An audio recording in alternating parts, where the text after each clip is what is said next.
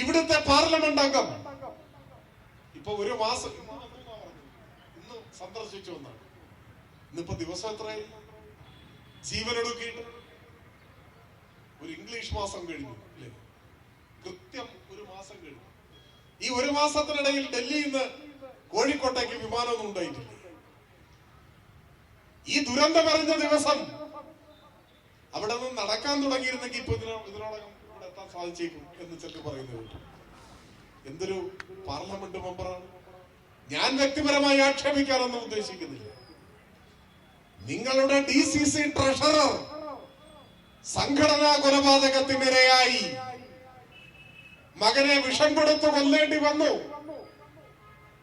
ഉത്തരവാദികൾ പ്രതികൾ DCC പ്രസിഡന്റും സ്ഥലം MLA-യും ഉൾപ്പെടെയുള്ളവർ. പോലീസ് കേസ് രജിസ്റ്റർ ചെയ്തു. തൽക്കാലം ജാമ്യത്തിൽ ഇറങ്ങി നടക്കുന്നു. കേസ് അന്വേഷണം മുൻപോട്ട് പോകുന്നു. കാരാഗ്രഹവാസത്തിലേക്ക് കടന്നു പോകേണ്ട നിയമ നടപടികൾ വരാനിരിക്കുന്നു. മാസം ഒന്ന് പിന്നിട്ടിട്ട് എന്തേ ഇവിടുത്തെ ജനപ്രതിനിധിക്ക് ഒന്നിങ്ങോട്ട് വരണമെന്ന് തോന്നിയില്ല? കഴിഞ്ഞ തെരഞ്ഞെടുപ്പിൽ പ്രിയങ്ക ഗാന്ധിയുടെ വിജയം ഉറപ്പുവരുത്തുന്നതിന് ഊണുമുറക്കവും ഉപേക്ഷിച്ച പ്രവർത്തനങ്ങൾക്ക് നേതൃത്വം കൊടുത്തയാളല്ലേ NM വിജയൻ? അദ്ദേഹത്തിനല്ലേ ജീവനൊടുക്കേണ്ടി വന്നത്? ട്രഷറർക്ക് പ്രസിഡന്റും MLA-യും കാരണം ജീവനൊടുക്കേണ്ടി വന്നു. ഒരു മാസം കാത്തിരിക്കേണ്ടി വന്നു ഇങ്ങോട്ട് വരാൻ. കുടുംബത്തെ ആശ്വസിപ്പിക്കാൻ. കുടുംബത്തിന്റെ ആശ്വാസമാണെങ്കിൽ ഇപ്പോൾ ആയാലും വന്നത് നല്ലത്, ഞാൻ അതിനെ തള്ളി പറയുന്നില്ല. പക്ഷെ ഒരു മാസം വരണോ വരണ്ടയോ എന്ന് ആലോചിക്കാനെടുത്ത സമയമുണ്ടല്ലോ, ആ സമയം ചരിത്രത്തിൽ എന്നും രേഖപ്പെടുത്തപ്പെടും.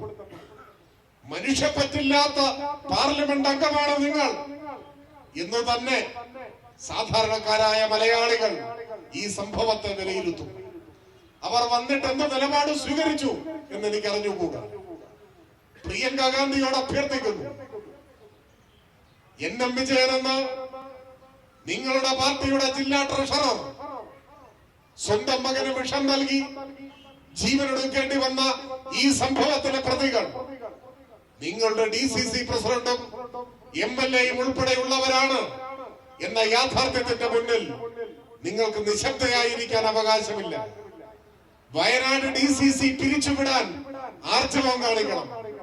കാരണം ഈ ഒരു സംഭവം മാത്രമല്ല, വയനാട്ടിലെ കോൺഗ്രസിന്റെ നേതാക്കന്മാരെല്ലാം, വയനാട്ടിലെ കോൺഗ്രസിന്റെ സഹോദരങ്ങൾ എന്നോട് ക്ഷമിക്കുക, പക്ഷെ സത്യം പറയാതിരിക്കാനാവില്ല.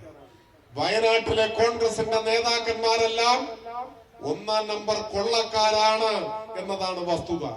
അതിൽ ചിലർ ജയിലിൽ കിടന്ന് പുറത്തിറങ്ങിയവരാണ്, ചിലർ ജയിലിൽ കിടക്കുന്നവരാണ്, ചിലർ ജയിലിലേക്ക് കിടക്കാൻ യാത്ര പുറപ്പെട്ടവരാണ്. അതുകൊണ്ട് കൊള്ളക്കാരുടെ കമ്മിറ്റിയായി മാറിയ വയനാട് DCC പിരിച്ചുവിടാനുള്ള ആർജവം കാണിക്കണം. ഒപ്പം വയനാട്ടിലെ ജനങ്ങളുടെ പിന്തുണ നഷ്ടപ്പെട്ട ബത്തേരി അർബൻ ബാങ്കിനെ കൊള്ളക്കാരുടെ സങ്കേതമാക്കി മാറ്റിയ ഒരു സഹകരണ സ്ഥാപനത്തെ ഉപയോഗിച്ച് സ്വന്തം പാർട്ടി പ്രവർത്തകരെ കൊള്ളയടിച്ചു. അതാണ് ഇതിലെ ഏറ്റവും വലിയ പ്രത്യേകത. സ്വന്തം പാർട്ടി പ്രവർത്തകരെ കൊള്ളയടിച്ചു. ആ കൊള്ളയടിച്ച MLA-യോട് രാജിവെക്കണമെന്ന് ആവശ്യപ്പെടും.